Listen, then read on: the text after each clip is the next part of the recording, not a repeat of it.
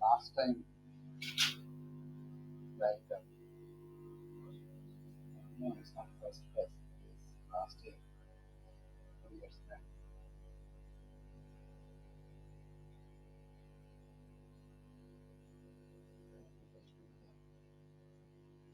First class.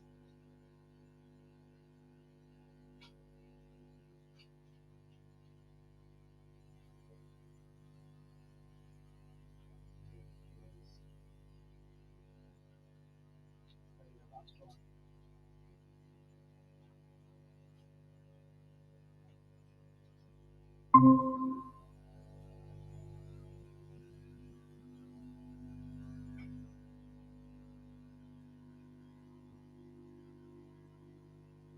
What was teaching?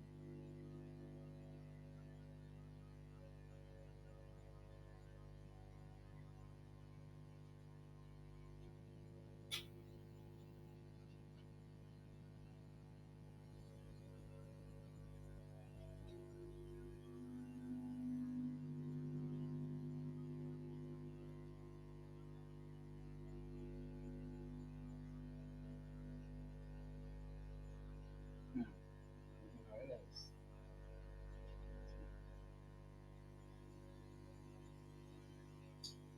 No. Did I talk about this? No.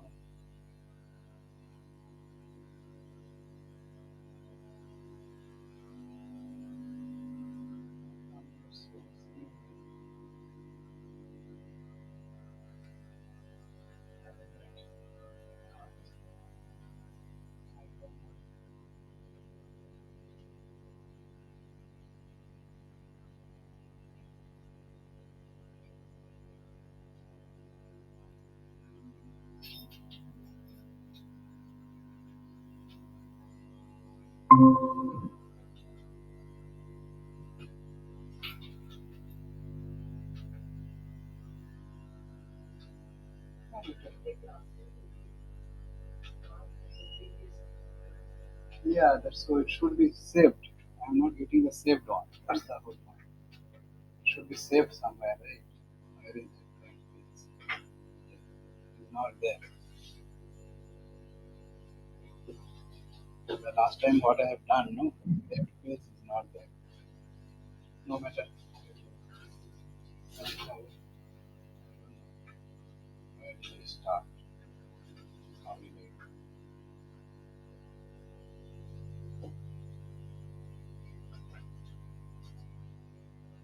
I have done in this computer only, right? But I am not getting that space. Uh, Somehow it's gone. No matter. You would, no matter. So let us start from here. Mokshi, can you hear me? Am I audible?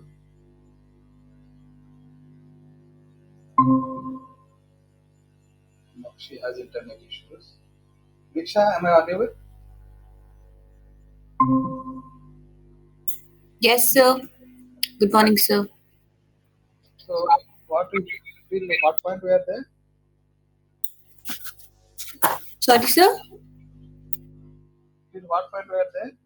We have done the spin integration, right? Yes, sir. Yeah. So can you tell me the last equation that we have derived?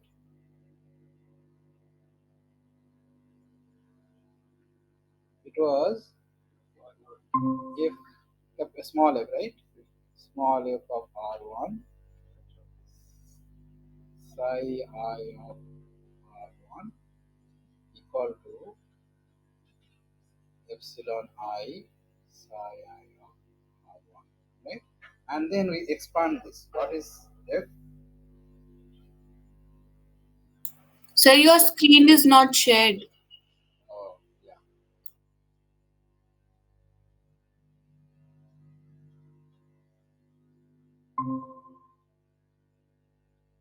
Okay. So what is f? F of r1 we have written as h of r1 plus sum over of. Now let me write that. Like, can you tell me the last equation? So I don't know how to repeat it. What the last equation you have written? That is the expression for f of r1, right? F of r1 equal to h of r1 plus sum over of j equal to 1 to n by 2. Tell me psi j star r2 1 upon r1 to 1 minus p1 to the permutation operator psi j r, right? So the orbital energy we get as, if you from this we get the orbital energy as epsilon I equal to, it will be integration of psi I f r1 psi I, right? Is it okay? That's how we have done in spin orbital, right? So if we expand this, what we are going to get? We are going to get as this will come as psi of I1 h psi of I, right? The one body part. And then two body part, there will be, oh, we have missed something, right? This cannot be correct. Sir, two. Integration of 2, and then there should be half. Because spin came half of the the exchange part was half of the Coulomb part. Note down that previous line we have written 2 minus 2j minus k, right? Just previous expression 2j minus k. When you integrate, this we have talked about, when you integrate, the Coulomb terms will be 2 and exchange term will be just 1, right? So this P12 will come with half sign. If I have not done that, then that was a mistake. This The will be set half of DR2 is also missing. DR2, yes, right? So that was a big mistake. It has to be half. exchange will be half of Coulomb. And then this will be as sum over of J equal to 1 to n by 2. Now I have 2 psi I star R1 psi j star R2 1 upon R1 2 psi I R1 psi j R2 dr1 dr2. This is the Coulomb part. The exchange part will be minus. Let me write 2 outside. Exchange part will be sum over j equal to 1 to n by 2 integration of psi I star R1 psi j star R2 1 upon R1 2. Right side becomes psi I of R2 psi j of R1 dr1. Right?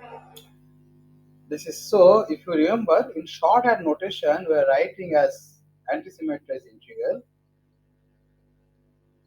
This is minus this part. How did you write? We have write sum over, let's write 2 here, j equal to 1 to n. This part we have written in the Mulikon in the Dirac notation as ij integral of ij, right? This is plus. And then exchange term was j equal to 1 to n by 2, it's all in by 2. In the Mullikan in the Dirac notation, it is I j j I, right? So that's the orbital energy in space coordinate. So if you have only space orbital, that's the orbital energy,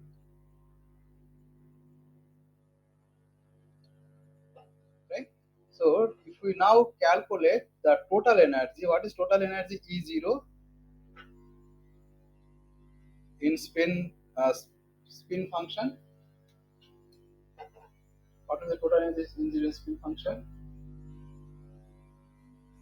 Sum over of I equal to 1 to n, right?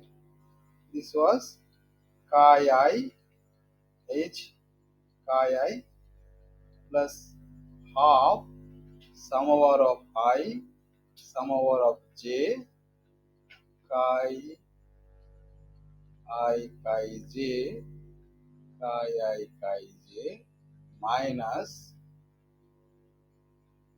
chi I chi j chi j chi, right? In shorthand notation, you can even write as I equal to 1 to n I h I,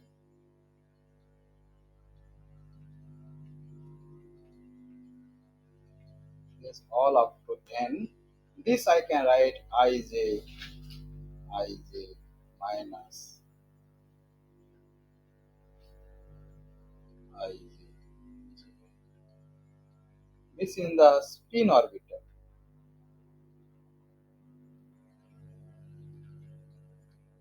Spin orbital basis. If we go for the space orbital, now I can write this in spin or in space orbital, spatial orbital. I can write E equal to, right? You try to understand from this point. I have earlier these two function, one was I, one was j. Now I have two functions that are basically same, like this, right? So instead of n, I will have only function n by 2, and then each will have its own one electronic part, right? So I will have, let's say, write it a equal to 1 to n by 2, just to differentiate that a is space orbital index and I is spin orbital index. I can write this a h a will give factor of 2. This is the one electronic part. Is it fine? So can you repeat what did you say? what I said here, for this is spin orbital, right? The first one, this one is spin orbital. If I want to write in space orbital, then this term, now in spin orbital I have total n orbitals. Now in space orbital I have only n by 2 orbitals, right? Spin I have I, j, k up to total n. Here 2 will form one space orbital, right? So I have now n by 2 space orbital that are filled, n by 2 space orbital that are filled. But each electron will have its own kinetic energy and own internuclear attraction, electron nuclear attraction. So this is one electronic part that will there for each electron, right? Or each orbitals. How many orbitals I have? I have n by 2 orbitals. But how much interactions energy will we have? How many these terms are there? Total n. So I can write this 2 into equal to 1 to n by 2 in terms of space orbital multiplied by 2. Is it okay? Yes, sir. Yes. So instead of spin, since I have half orbital, so I'm writing up to n by 2 and then 2 here. Just like 1, 2, 3 like this, and then you 2 you put together. So if you want to add all, you have to add like only half time. That's what it is, right? Similarly, this can be written. Now you remove this constant half because I and j are now same. I write a n by 2 sum over b 1 to n by 2. So half will not be there. And then in the spin orbital notation, this comes with 2, and then the exchange comes with just 1.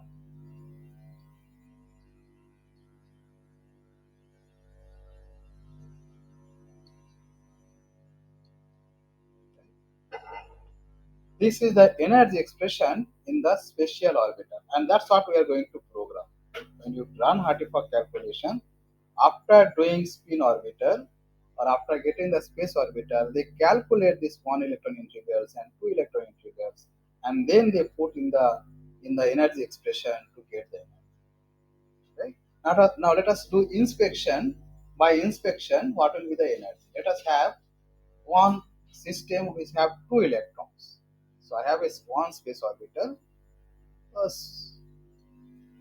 which are filled, right? So total energy will be, so let us write this, it will be this, let us write 2HAA, just another notation, right? This will write as 2JAB minus K, just a shorthand notation. This is Coulomb term, so JAB, this is exchange term, so K, right? This is just shorthand notation to write it. I don't know new physics here, so this is easy. So for this system, what will be the energy? You can understand that by inspection, this will be one electronic part, that is HA for this electron and HAA for this electron. So how much I will have? I'll have 2HAA, right? Plus this electron and this electron. What is the Coulomb energy? Coulomb energy is the Coulombic interaction between two orbitals, right? You see, I have this electron and this electron. I don't have two, so there will be only one. Two electrons, two orbitals A and B are where electrons are there. They have only one interaction, Coulombic interaction. There is no two, right? What will be the exchange? Remember, the exchange come whenever the electrons have same spin. These two have different spin, so there will be no exchange. So this is the energy for electrons. Now let us, I have this one. Same two electrons, I'll be putting two different spin or space orbital, one up spin, one down spin. Right? What will be the energy? So this is psi, or this is A orbital, this is B orbital, both are A. So now what is the energy? You can have energy HAA plus H, right? And then what is the Coulomb? J of, again there's no excess. I'll put both the electron in AB, but both are parallel spin. Let us put like this. So what I get? For this case, I have E0. This is HAA plus HBB plus what I get? JAB. That will be same minus A, right? These all are positive. They are electron repulsion. They are positive, but K comes itself with a negative sign. So that's why K stabilizes the system. Right? Now, can you tell me among these configurations which one will be energetically more favorable? Are you sure? But electron does not stay as the last one. Hydrogen molecule, we don't get the last one, we get the first one, right?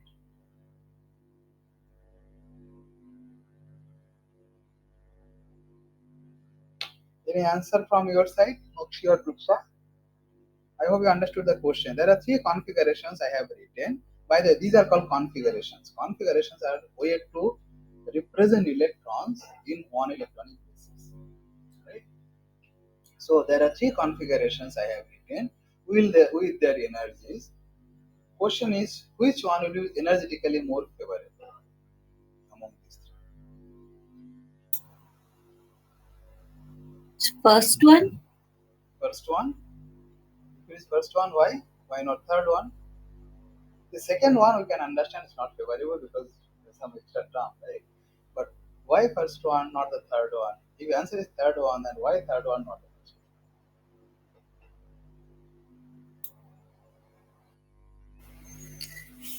first So for third one, one? Yes, third one.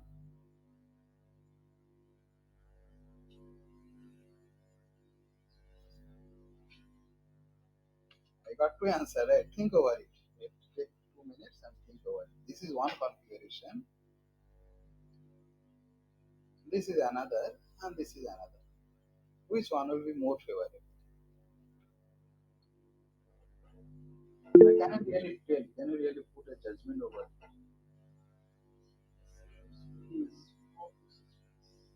That's what you know. That's all your information. Right?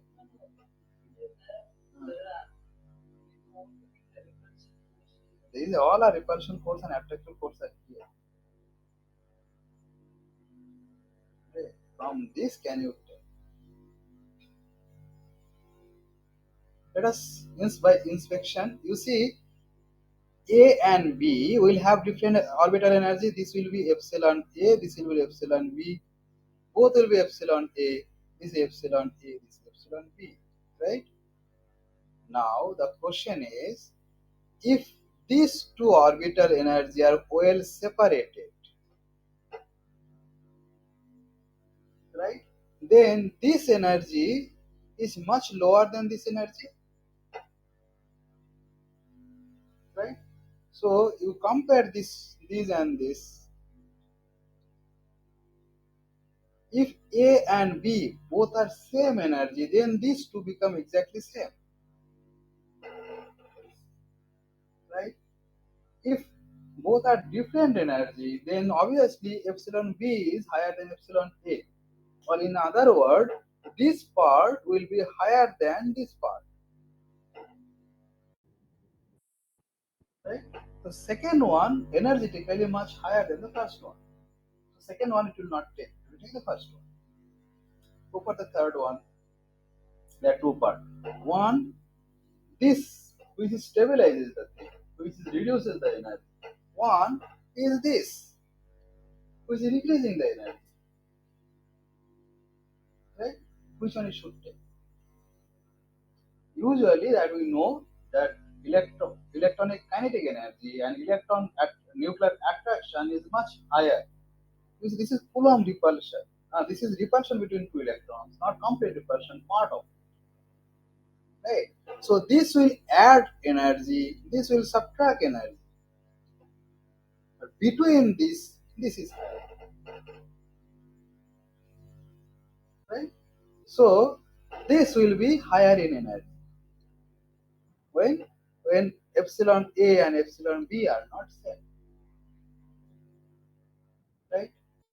Now if these two are same, then what it should prefer? Let's say I have two orbitals, another case, which energy exactly same. This is epsilon A is also epsilon A, but two different space orbitals.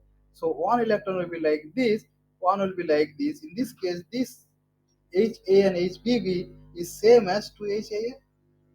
What I get here? I get JAB, that is also same. In addition, I get minus JAB, right? That's, I hope now why did you understood why did you write electronic configuration like this is the basis of Ohm's rule. When you have electrons, what you put? You always put two paired. Other one you keep. Unless it is paired up, you don't go for that. Why? Because if I am going for there without pairing up, I am adding this, right? Which is higher, positive. Electron kinetic energy is positive. So orbital, the total energy will be increasing.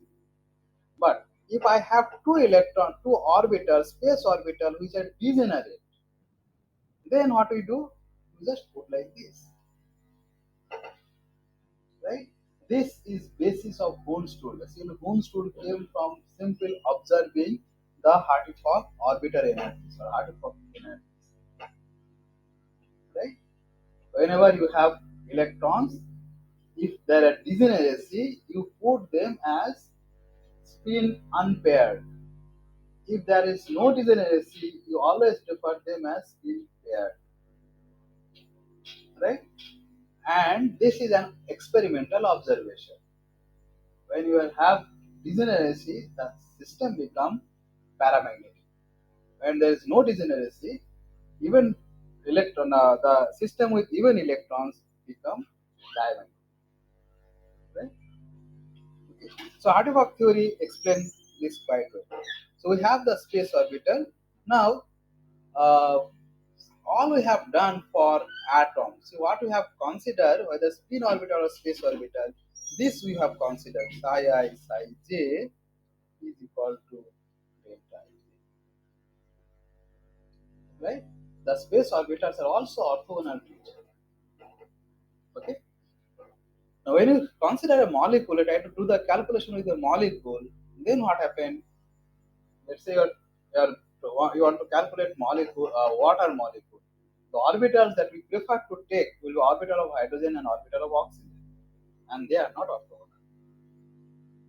Hydrogen orbitals in centered on hydrogen, and oxygen orbitals are centered on oxygen. So they are not definitely orthogonal to each other, right? So these conditions we cannot take.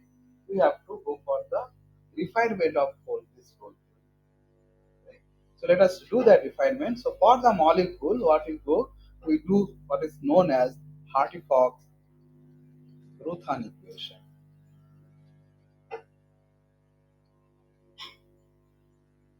Idea is very simple. I have psi I of R1, right? These are not orthogonal. This we don't know from where to get these functions. For a molecule, these functions are not known. The orbitals for a molecule, in other words, molecular orbitals, we don't know. There's no way to know the form of the function. So what you do, you just take a linear combination of this function is a linear combination of atomic functions. So I take C mu I phi mu equal to 1 to a large set, let's say K set, right? This is the striking difference between MO theory, the conventional MO theory with Hartree-Fock-Ruthan equation. In MO theory, particularly LCA or what is known today, linear combination of atomic orbital, we take only the atomic orbital that is filled. So if we want to do carbon, car C2, we take 1s2, 2s2, 2p2. That's all. You don't take more than that. In ideal calculation, you take this set as many as possible. You see, this is the Fourier transformation, right? This transformation is correct, absolute, whenever k is infinite. Any function can be written as a linear combination of a complete set of functions. Complete set of functions. This completeness defined when the members of the functions are ideally. But in a practical calculation, we can't take infinite number of functions. We take a finite number of functions. K has certain values, right? How many you are going to take? Larger, the better. That's the simple philosophy. That if you want to take k equal to 5, the accuracy you will get will be much lower than if you take k equal to 100. Right? So enlarged number of k, you get better and better. This comes from this simple mathematical equation that any function can be written as a linear combination of the complete set of functions. So larger the k, it tends to the completeness. Okay. So this we are going to put in the Hartree-Fock equation that we got. So let us write it. R1 psi 1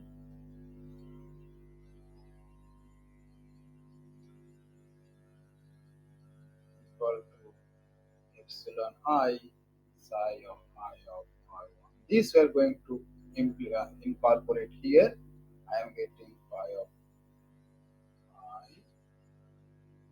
sum over of mu c mu I phi mu R1 equal to epsilon I sum over of mu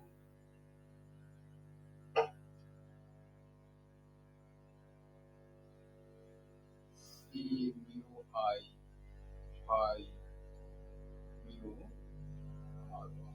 Okay. What is I here? I will be 1, 2, up to. We don't need to have only k molecular orbitals, n molecular orbitals. Let us have k molecular orbitals. So that's the condition. Now what you do, you project this with a member of this set. So I have phi nu star f of R1 sum over of mu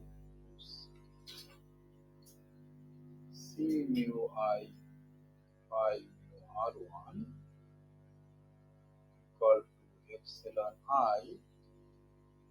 sum over of mu integration of, sorry, okay, let us put this guy c mu I. I have made a mistake here. This is er1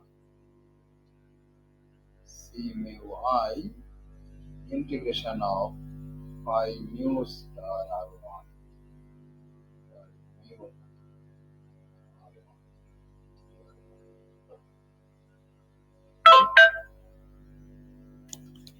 From there, what you get? Let us write it. We get here sum over of mu c mu I integration of phi mu star r1 f of r1 phi mu of r1. Right side what we get?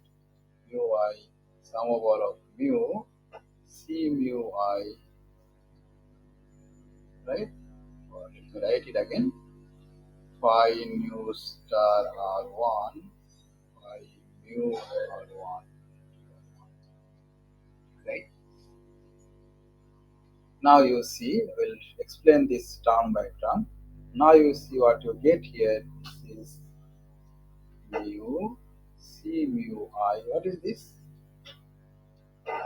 This will depend for each mu and mu. You get a different values, right? How many mu and mu are possible? K. That's what I've taken, right? It's mu equal to 1 to k. So this for each mu and mu, I get one value of this, right? So this will be an element of a matrix. So I can write this as f mu Fine. Right side, epsilon I sum over of mu c mu I. What is this? No, they are not orthogonal. These are atomic orbitals of, let's say, for water, carbon and or hydrogen and oxygen. They are not orthogonal, right? So there will be there is a matrix. If mu equal to nu, we get a value, right? That is one. If mu equal to nu equal to one, they are normalized. They are not orthogonal. If mu not equal to nu, they are not zero. Right. Think about this. So I have one hydrogen here. I have another hydrogen here. One is one is. If I am considering only one, this is orthogonal normalized to itself. So this is one. What about this and this overlap? It's part, right? So this is not one. This is not zero. This is in between zero and one. Overlap integer, right? Or overlap matrix.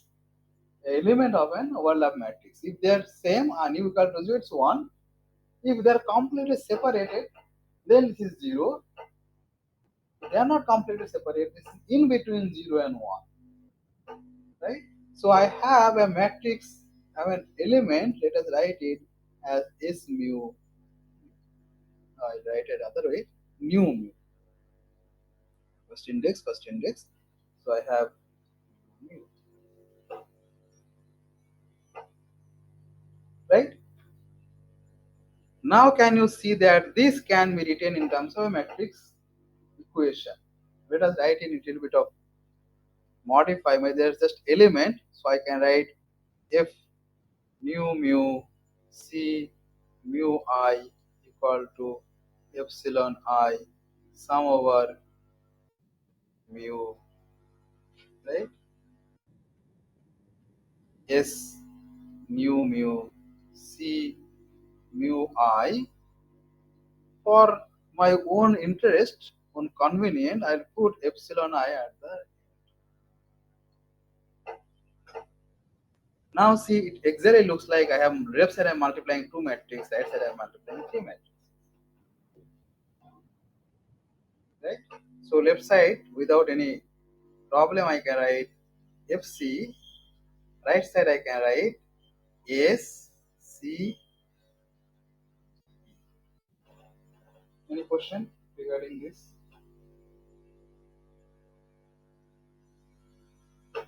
Left side I have F is K by K matrix, C is K by K matrix, I runs from 1 to K, right? Right side S mu nu is K by K matrix, C mu I is a K by K matrix. What about epsilon I? Why is K? It's only I, in one index. So when you say by n by n, that means there are two index, right? One row, one column. I have only one index. So I can write, how can I write as a matrix?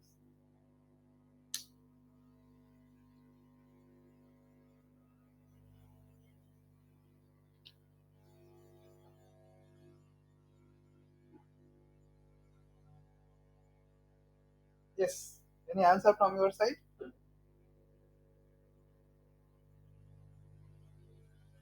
Mokshan Diksha. Did you understand the question? I am writing at F equal to SC as if all are symmetric matrix of dimension K by K. And then what I saw in the previous equation, last but one equation, I have epsilon I, only one index. So how can I write that is a symmetric matrix?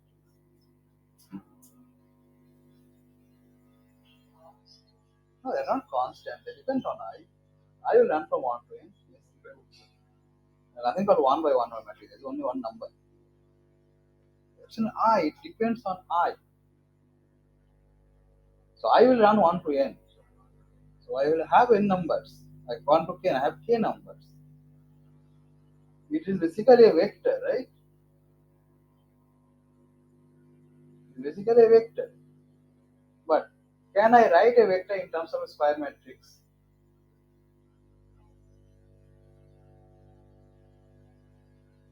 How?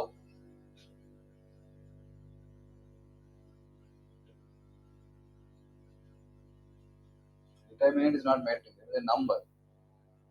I have a question is simple. I have a column which is epsilon 1, epsilon 2, epsilon n. This corresponds to this one, right? I run from epsilon k. I want to write this in terms of a symmetric k by k matrix. Yes. Yes. Yes. What is that? Yes. What is that? So transformation. It's a diagonal matrix. It must be a diagonal matrix. What I she said that I can write just like epsilon 1 0 0 0 up to 2k 0 epsilon 2 0 0 0 epsilon 3 0 and so on epsilon, right? So any column can be also be written as a square matrix where the diagonal element will be existing, non-diagonal, off diagonal will be zero, right? Instead of calling it epsilon 1 1, so basically what I'm telling that epsilon 1 equal to epsilon 1, epsilon 2 equal to epsilon 2, and so on. They're numbers, right? So I can index them like the way I want, right? So that's how we get a matrix eigenmatrix equation. This is a matrix equation for Hartree-Fock, right? Now I have to solve this. It's a matrix equation that need to be solved. Okay. So before solving this, we have to uh, let us understand what is F. What is F? F matrix is called Fock matrix,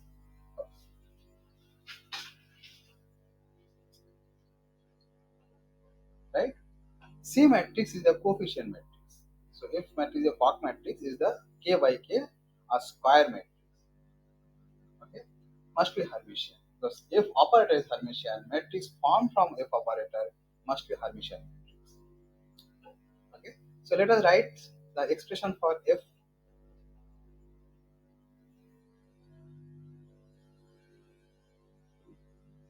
What is that? This was integration of phi mu star f of 1, right? Phi mu, this r1. Let us write, continue with that, dr1. I hope you remember that. Just now I written, right? This is the elements of I mueth and mueth, right? One, you have a matrix somewhere along the rows it is mu, along the column it is nu, right?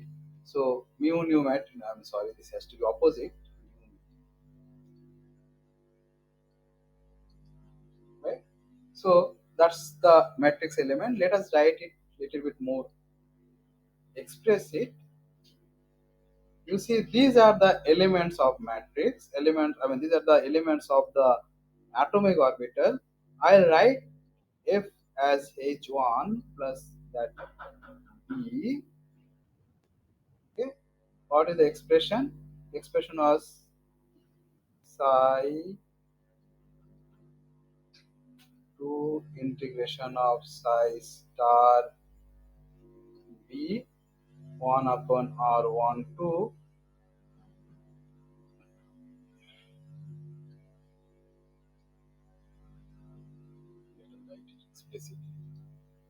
psi star B R2 1 upon R1 2 psi B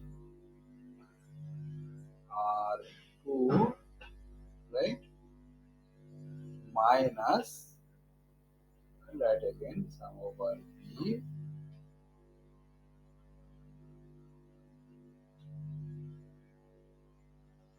psi B star R2 1 upon R1 2 psi AR, right? Last was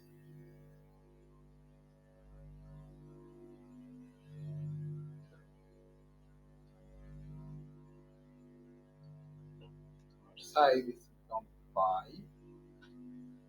become psi b r1 dr1, right? Same procedure we follow. This become integration of pi mu star r1 each of r1 pi mu r1, right? Plus let us do now sum over b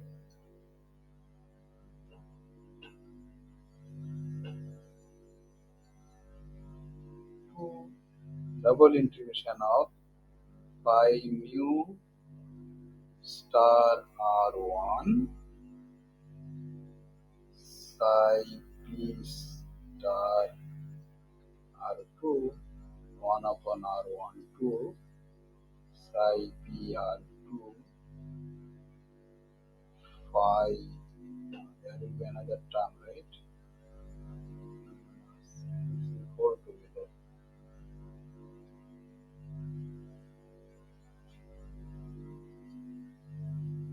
Sorry, this is together.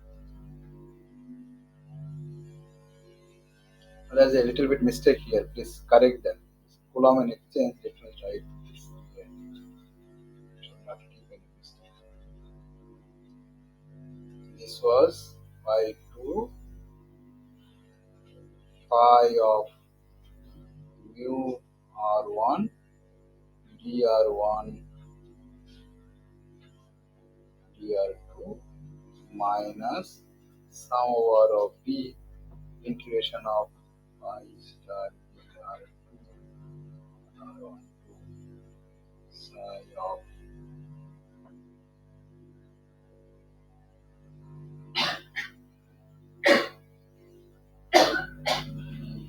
r1 pi mu r2 dr1, right? This is the, again I made a mistake. Let us not put this here. Let us just put,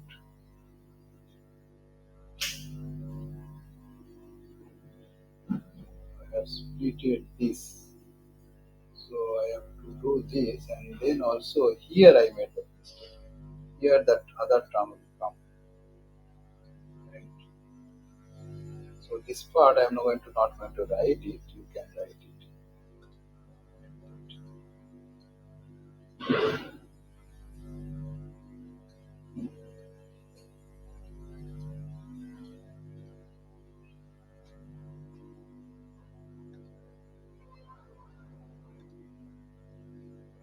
U of R1.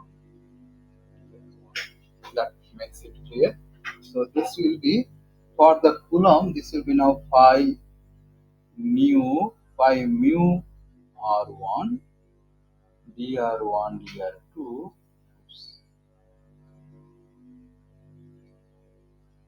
minus sum over of p integration double integration. This will carry forward pi mu star r1 psi b star r2 1 upon r1 2 psi p of r1 pi mu of r2 dr1 dr2. Right? Now look at this.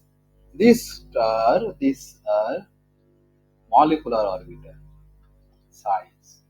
Phi's are atomic orbitals, right? So we have to write everything in terms of atomic orbitals. Remember, we started by saying that psi is a linear combination of phi's. So now let us do that. What we get from here?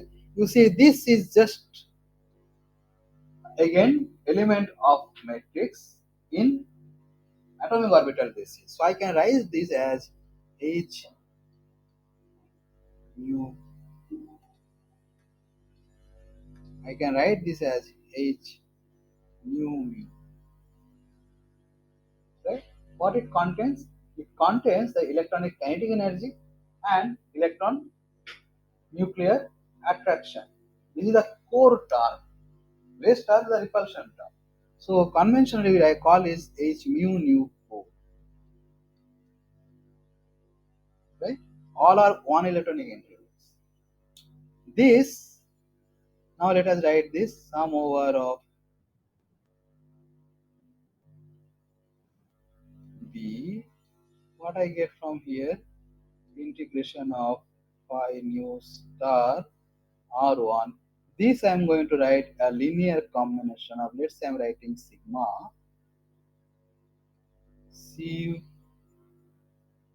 sigma B star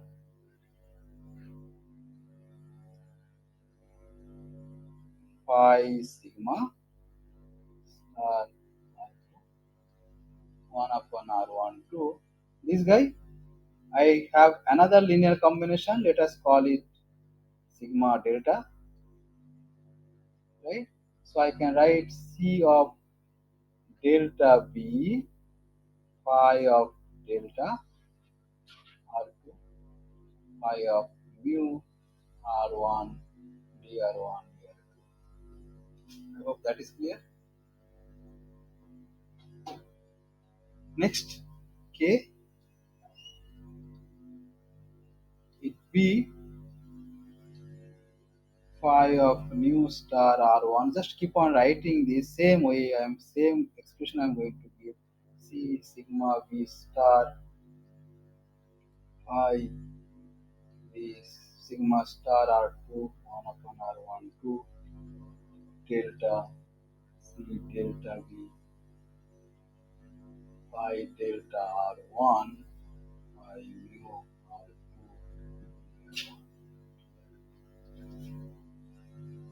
right?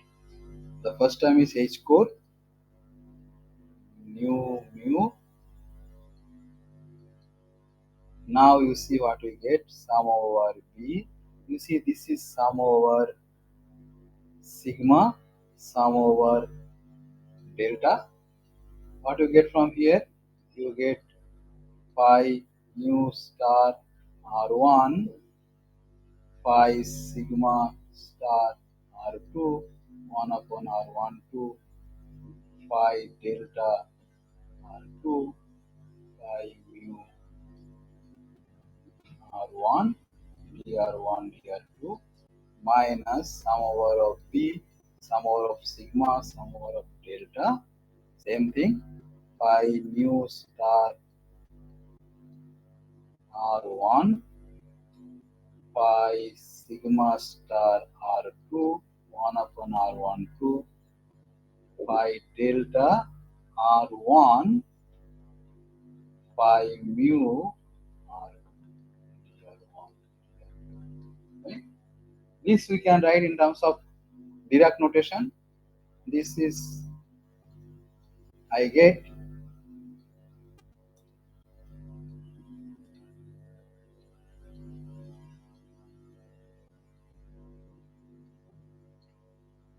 right. I take this inside, so what I get here as sigma delta, right, sum over of B.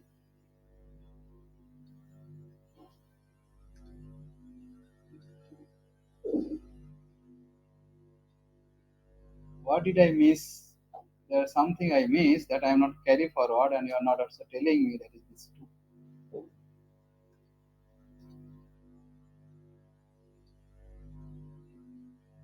There should be 2 for Coulomb, right? So this should be 2. You can see in Dirac notation I write, how to write 1 2 1 2, right? So this is mu, this is mu. What is 2? 2 is sigma, right? This is the star, and then 1. What is 1? 1 is mu here, delta.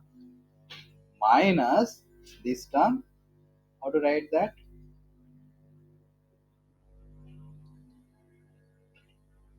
Mu sigma delta,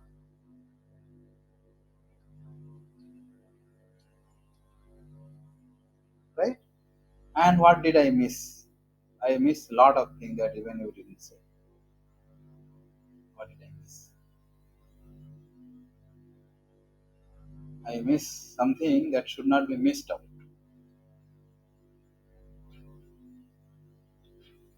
What did I miss here?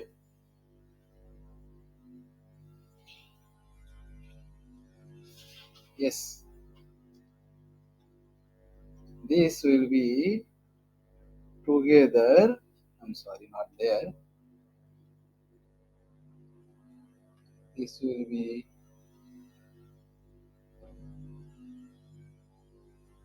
together multiplied by these guys, right? How can I remove C sigma B star C delta B, right? Same way here also multiplied by C sigma B star C delta B, right? This is multiplied by C sigma B star C delta B. Let us write it. I should have written earlier like that, but anyway, I missed it. Let us write this as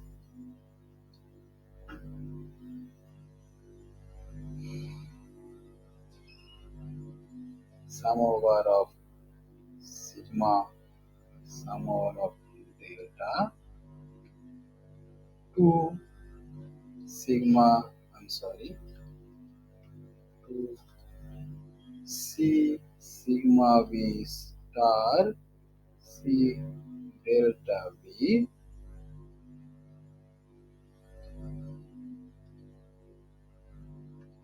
is curly bracket. This is sigma mu sigma mu delta minus half of mu sigma delta mu, right? So see, each mu sigma delta will run from 1 to k. If you have k orbitals, atomic orbitals, that can be done, right? This will write as this whole thing is called doesn't matter, is mu 4 plus, you see you are summing over delta sigma and b, that b term is missing. So what is open index? This one and this one. So this is called G of mu. Right? So let us write again G of mu equal to, I am explicitly writing this, so there is a reason for doing so. I have sigma, I have delta, I have B, and then I have 2 sigma B C delta B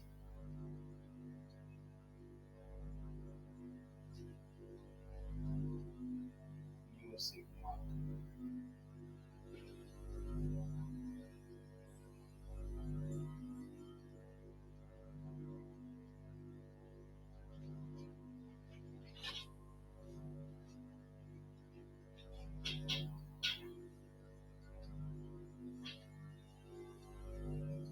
right?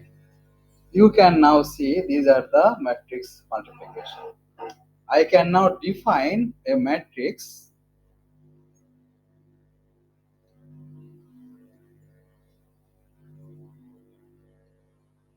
I can define a matrix as P.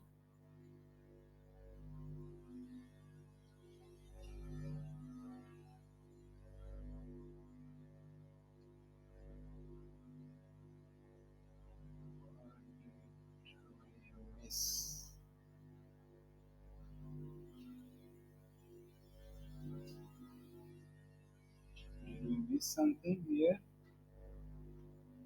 No, that's fine.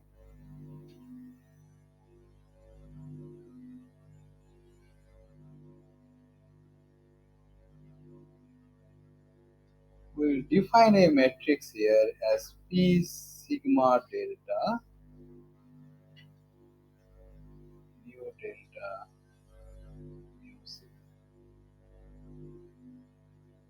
mu sigma mu delta. I'm sorry, there's a mistake here.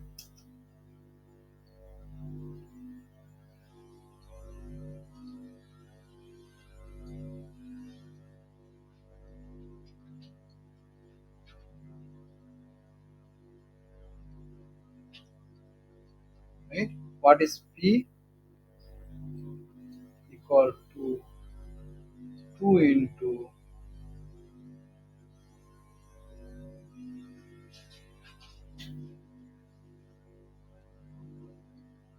sum over of B 2 into C sigma B star C delta. This matrix is called the density matrix.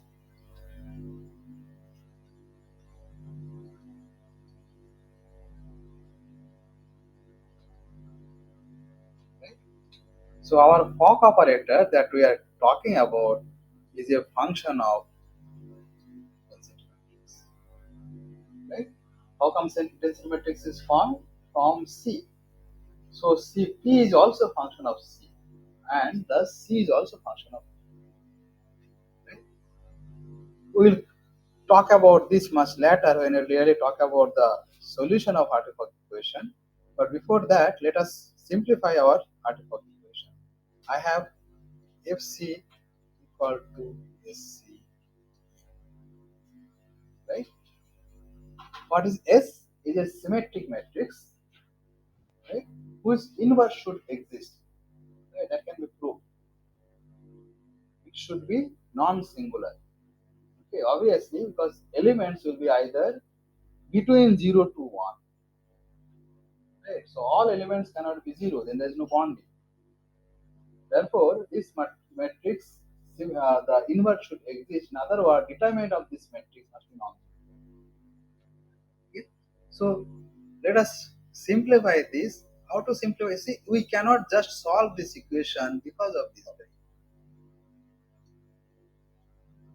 If by some means I can remove this, yes, make it diagonal or make some other elements just gone.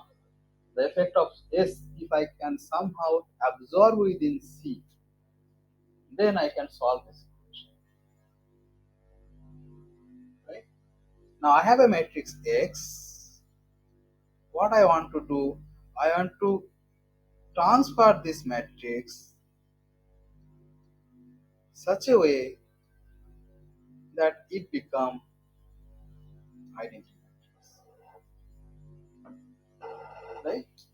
What physical significance for this? What is S? S is the overlap matrix. Why this overlap matrix is non-zero, not a diagonal matrix? Because the atomic orbitals are not orthogonal to each other. Right? What are atomic orbitals? They are set of vectors which are not orthogonal to each other. But I can always transform one vector to another vector such that the new vectors are orthogonal. In other words, I can always orthogonalize a set of vectors. Right? So I had here I had a problem. This phi i's, phi mu, phi nu d of r1. This is s of nu. If I can orthogonalize this, then I want to make it instead of mu nu, I want to write something like phi delta bar, phi nu nu bar, phi mu bar prime dr1. This I want to make as, right? In linear algebra, this is a routine procedure to do. If a set of vectors they are not orthogonalized, you can always orthogonalize them, transform into a new set of vectors which are orthogonal to each other. Right? The property will be reserved. Other properties will not change. Only thing in the new basis they are orthogonal to each other. This can be done. There are a lot of procedures are also available how to do that. Right? But There is Smith orthogonalization, there is canonical orthogonalization. There are a lot of different procedures to do the orthogonalization. You can do, right? So all I wanted to do that this orthogonalize of this matrix. So basically, I want to transform S with another matrix such that this become equal to one. One is unit matrix, right?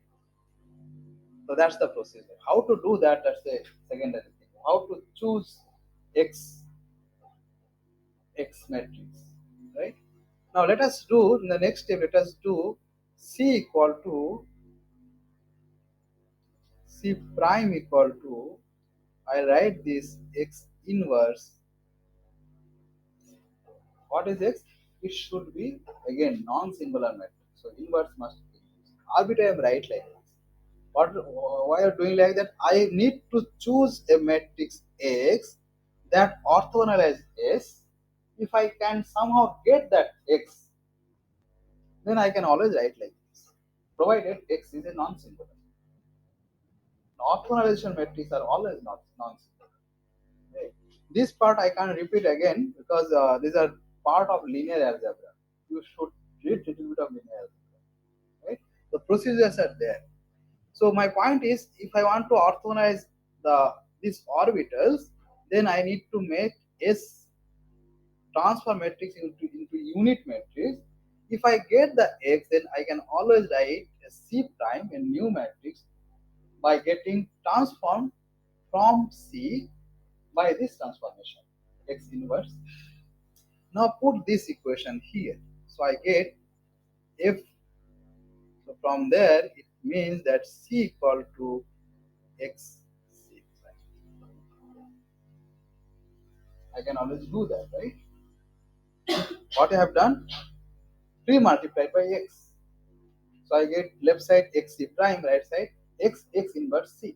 So basically that is my C, right? So now put this in this equation. I get F X C prime equal to S X C prime, right? And then what you do, you pre-multiply with X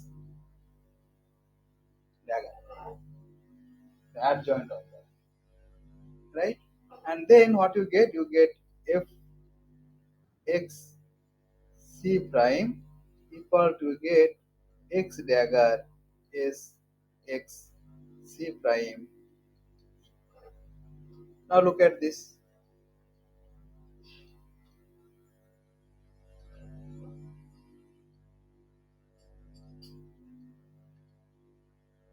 What is this? This is basically 1. We have defined X such that this transformation is a unit matrix. How to get X? That's a secondary, that's a different story. But if I somehow can get X, that orthogonalize S, right? So what I get? I get right side, this is just one unit matrix multiplied by any matrix is just same matrix, right? So I get here C prime E. What is left side? This is C prime. What is this? A new transformed F. So I can write that F prime. Now look at this equation. These are the standard eigenvalue equation,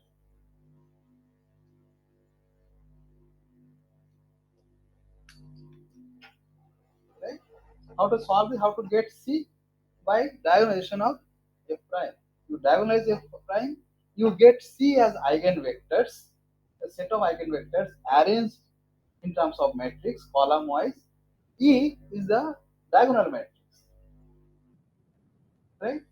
You solve this. Once you solve this, you get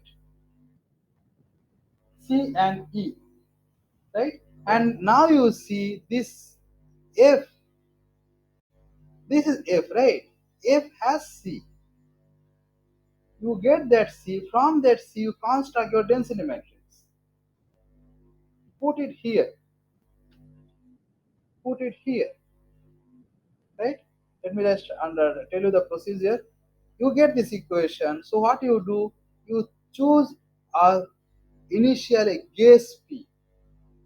From that guess p, you put in this equation, you get f mu nu, right? With that f mu nu, you solve this equation. You get c prime and e.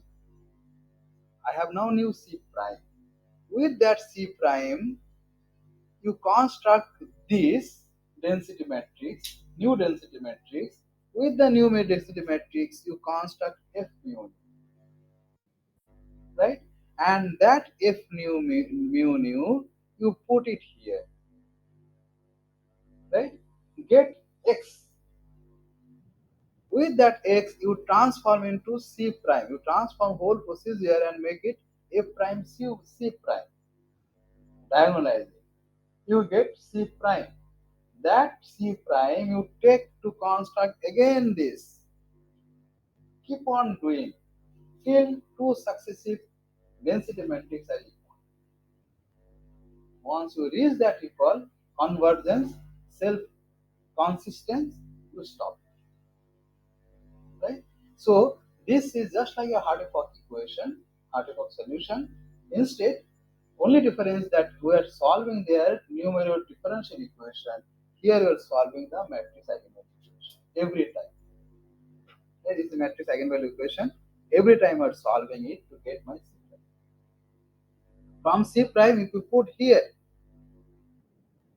with that C, you get X. Right? So that's the procedure. Okay, it is there in Java. Just read once. Right? Now, what is the time?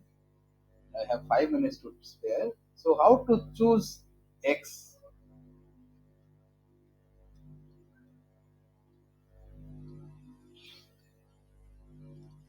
That's the big question. Right? There are the procedure is not unique. There are different ways to do that. Right?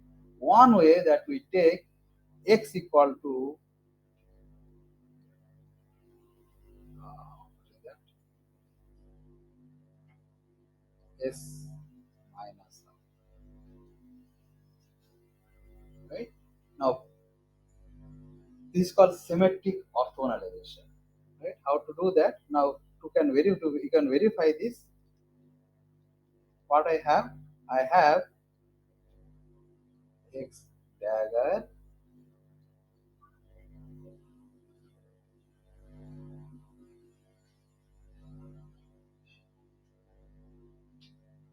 S.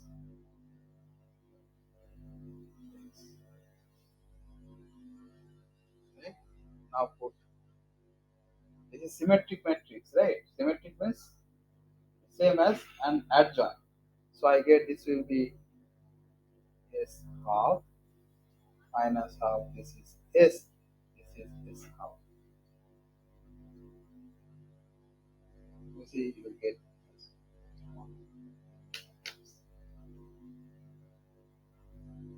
Right? I'll stop here. Now we do the question that how to get this guy. Do you understand the question? I have a matrix, let's say A. I want to find, I can find A inverse. This is not a simple procedure, it's a very tricky procedure to find the inverse. Right? I don't want to find the inverse, I want something more. I want to find out, I have to convert, find out S A minus out. So basically what I'm asking to do, I have a function of matrix. How to calculate function of a matrix? See, it's just not that you can take the inverse of every element. That's not true, right? You want to get this function. Okay. With this, I'll stop. Next class, I'll tell how to find the inverse of a matrix. I mean, any function of a matrix, not x to the power half, or you can find any function. in a complete function of equations. Wait, we'll stop here. Thursday we meet. Yes, Mokshi and Diksha, are you okay? Fine. Yes. You read from Jabo little bit, then we'll meet on Thursday.